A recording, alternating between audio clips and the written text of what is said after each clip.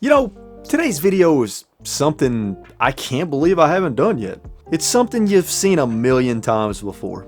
It's not original, it's not unique, but it's a video I have to do. It's a video I gotta get off my chest. I am the GameCube guy after all. You know what? Let me just get to the point because this intro is already getting way too damn bloated. In today's video, I'm going to talk about what I personally feel like are the 10 best games for the Nintendo GameCube.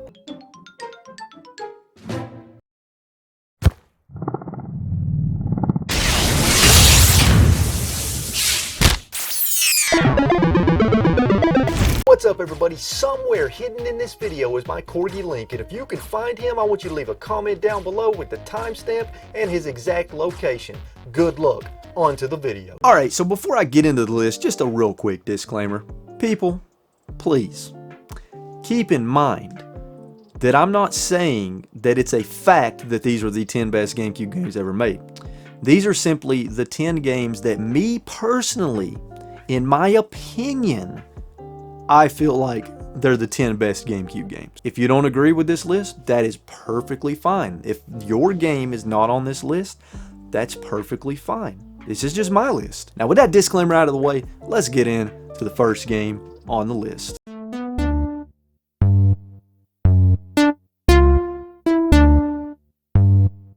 So the first game we're going to talk about is Animal Crossing. Now I don't remember why I bought this game. I honestly don't. And maybe it was something I read in a magazine, but I remember the first time I played Animal Crossing, I was so freaking addicted. The game is so charming. Dare I say cute? Sure, the game's cute. It's a really fun game. It's a really strange game. It has a very addicting gameplay loop. There's tons of stuff to collect. And the fact that you can collect NES cartridges in the game and actually play the NES games made it even better. The characters that you meet and talk to in the game are very strange. They say lots of strange things. They just did a brilliant job designing this game and making it as addicting as possible. And this was the first game of its kind that I had ever played. And it was just so much fun. And I still enjoy Animal Crossing to this day across a variety of consoles. But the first Animal Crossing game on the GameCube will always be the one that I have the fondest memories of. And because of that, I consider it to be one of the best games on the GameCube. Let's move on to the next one.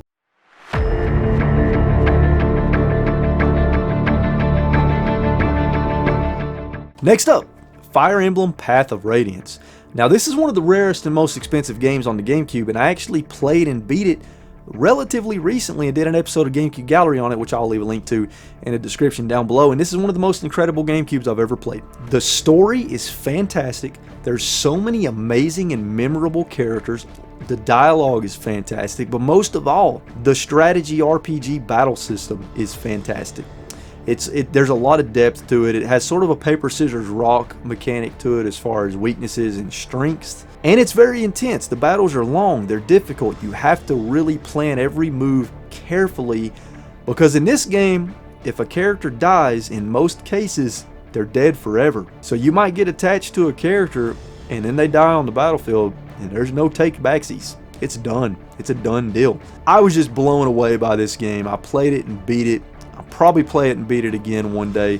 Like I said, the story was incredible. It had a great payoff at the end. Great characters, great writing, great gameplay. And it's a pretty long game too. It had the whole 9 yards. And it is what I consider to be one of the best games on the Nintendo GameCube. And I'm glad I discovered it recently. Better late than never. Let's move on to the next one.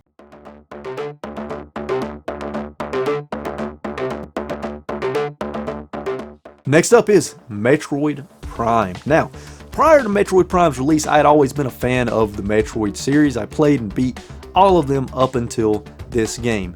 And a lot of people were concerned about Metroid moving to 3D, but holy hell, they pulled it off. Not only does Metroid Prime have some of the best graphics, the best gameplay, some of the most immersive atmospheric feel of any GameCube game, fantastic sound design, fantastic music, the game is epic, but they actually did it.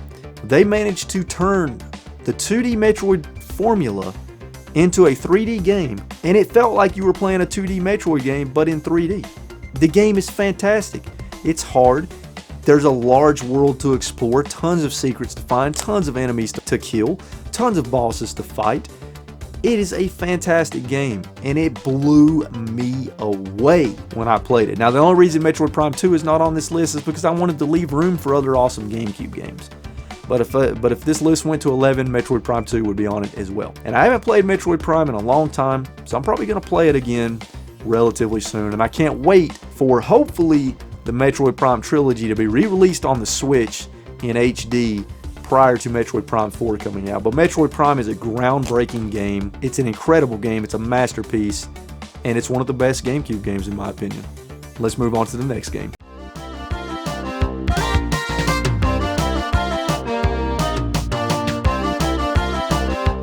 Next up is Mario Kart Double Dash.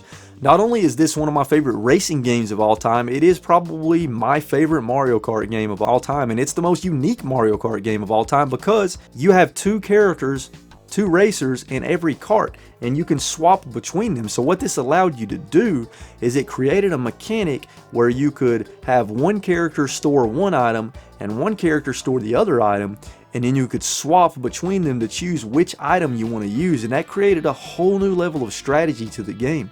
But not just that, it had a great cast of characters, a great selection of karts, a great selection of tracks, a fun battle mode. The game was just so much fun to play, and it really set a new standard for Mario Kart games going forward. It really propelled Mario Kart to that next level. And I don't know why they have not brought back the two racer per kart mechanic, because it was such a great mechanic. It added a whole new layer of complexity and strategy and fun to the game, and because of that, Mario Kart Double Dash is, in my opinion, one of the best GameCube games ever made, and it's a must-own for every GameCube collector. Let's move on to the next game.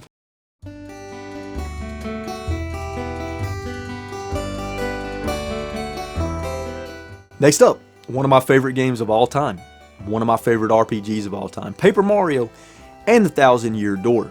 Now, prior to this, we had Paper Mario 64, and of course, we had Super Mario RPG Legend of the 7 Stars on the Super Nintendo, which is not part of the Paper Mario series, but it's still a Mario RPG game. Paper Mario and the Thousand Year Door had a fantastic story. Such a great story. The game is epic. The game is long. There's a great cast of characters. There's actually some pretty dark and adult moments in this story. There's actually some pretty sad moments in this story that actually brought a tear to my eye. The final fight is so epic. The final boss is so epic. There's so many fantastic and fun moments in the game. The game is hilarious. The writing is so good. It's so funny. The combat system is fantastic. And normally, I'm not a big fan of turn-based RPGs. I find them to get very boring very quickly. But the turn-based combat in Paper Mario and the Thousand Year Door was so freaking phenomenal. The exploration was phenomenal. There were some fantastic puzzles. The game is beautiful. It still looks good to this day. And I wish Nintendo would remaster it in HD on the Nintendo Switch. It would be easy money. But in the meantime, at least I still have the original. One of the best games ever made, in my opinion. Every GameCube owner should own Paper Mario and the Thousand Year Door. Unfortunately, it's getting very expensive. But if you can find it, you gotta play it. And it is, in my opinion, one of the best GameCube games ever made. Let's move on to the next game.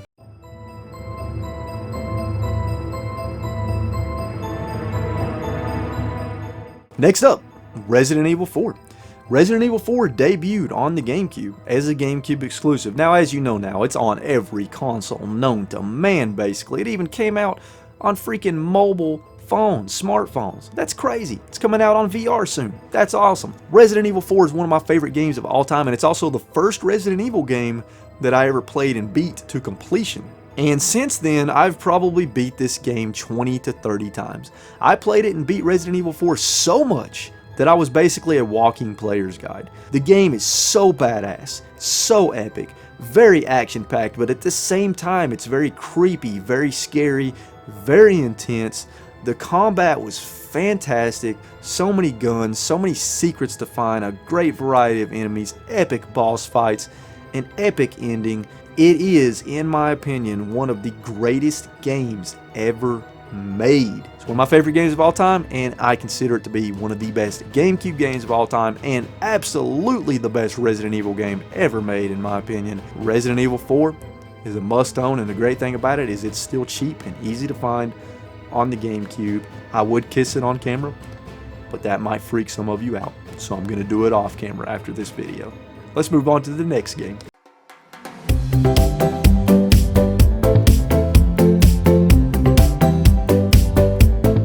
Next up is Super Mario Sunshine. Now, a lot of people like to shit on Super Mario Sunshine, and I don't know why. Because it is a fantastic game. It's a fantastic 3D platformer. It's a fantastic 3D Mario game. Now, is it my favorite 3D Mario game ever made? Well, no. Not even close. But I still love Super Mario Sunshine. After Super Mario 64 came out, when I found out about Super Mario Sunshine, I was so excited to play it, and when I got it and played it, it blew me away, and I ended up 100%ing the game, and I had so much fun doing it. I love the graphics. I love how different the game is. I love the FLUDD. It added so many unique gameplay mechanics and elements, and if you were really good with the FLUDD, it gave you a lot more options to get from point A to point B in each level. There were some pretty advanced moves that you could pull off if you were good enough to take shortcuts to get from point A to point B. The game was very unique. So many unique gameplay mechanics. The level design was fantastic in most cases, and I have so many memories on Isle Delfino. I love the freaking art style of the game. I love how bright and colorful and vibrant everything is, and it's just a great game, and it makes me happy when I play it. I don't know why. Maybe it's the music. The music in Super Mario Sunshine is very happy, but it's a great game. I know a lot of people hate on it. I'll never understand why, but everybody's entitled to their opinion. I think it's one of the best GameCube games ever made, and that's why it's on today's top 10 list. Let's move on to the next game.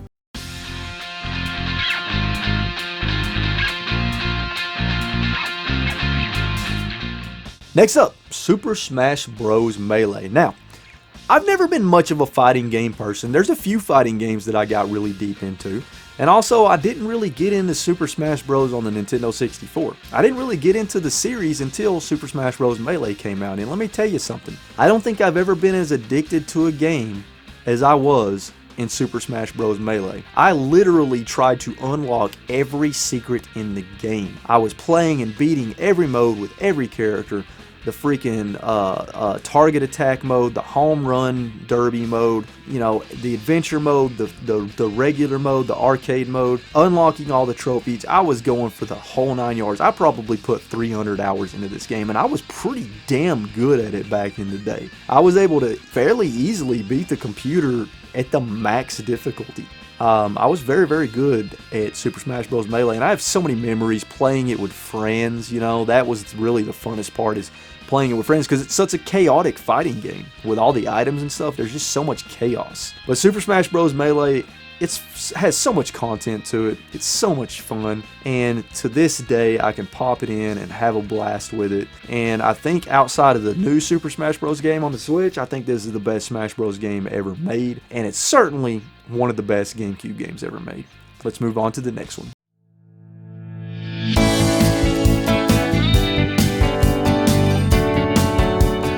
Next up, we have The Legend of Zelda: The Wind Waker. This was another controversial game. When Nintendo revealed The Wind Waker and its cel-shaded art style, its bright and cartoony cel-shaded art style, and the fact that your kid Link the whole time, people were pretty pissed off. But it is a phenomenal game. It's a phenomenal Zelda game. A lot of people don't like the whole ocean exploration mechanic and the island mechanic, and they don't like the selling. But me personally, I loved all that.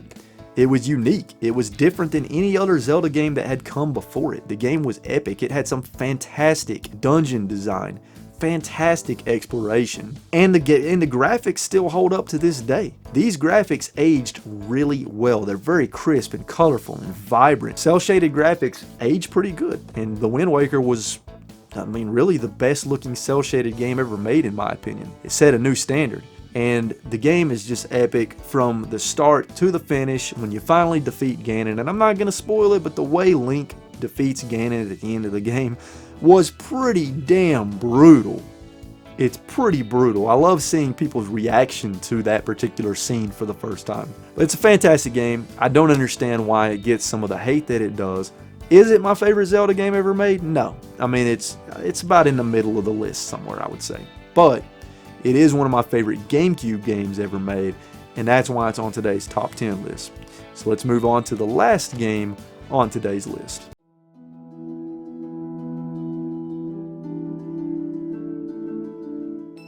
last but certainly not least is The Legend of Zelda Twilight Princess. Now, this game was almost the complete opposite in tone and art style of the Wind Waker. It had more of a realistic art style. You played as an older Link. It wasn't as bright and happy looking as the Wind Waker was, and it had a much darker story to it than the Wind Waker. So this was very much the Zelda game that the people that hated on the Wind Waker wanted. And what a freaking epic and amazing Zelda game it is. It had a large world. It had a ton of dungeons.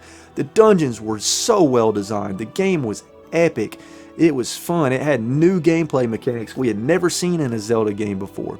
Amazing boss fights, amazing enemies. The exploration was fantastic. The puzzles were fantastic. The final act was so freaking epic. And this is absolutely one of my favorite 3D Zelda games ever made. It had a great story, and it had done several things that we had never seen in a Zelda game before. So Twilight Princess is easily one of the best games on the GameCube, and my copy is actually factory sealed, which is pretty nuts, because if you look up how much a factory sealed copy of this game goes for on eBay, it's kind of mind-blowing. But Legend of Zelda Twilight Princess, one of the best games ever made, one of the best GameCube games ever made. Well, there you have it, folks. Those are the games that I consider to be the 10 best games for the Nintendo GameCube. But I want to know in the comments down below, what do you think are the top 10 Nintendo GameCube games? Let me know those in the comments down below. I hope you enjoyed the video. As always, folks, stay safe out there, keep playing games and having a good time, and I'll see you all in the next video.